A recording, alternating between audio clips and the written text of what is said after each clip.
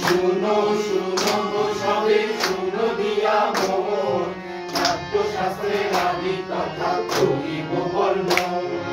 ভারতে নাট্যশাস্ত্রে দুষ্ট সর্বজন নটরাজ নাট্যগীতে করেন রচন আনন্দিত পিতামহ কইলেন ঘোষণা আনন্দিত পিতামহ কইলেন ঘোষণা পঞ্চম বেদের সমমান পাবে রচনা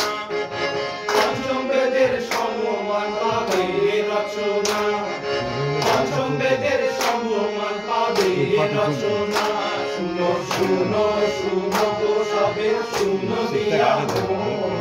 নাট্যশাস্ত্রের আদি কথা করিব বর্ণন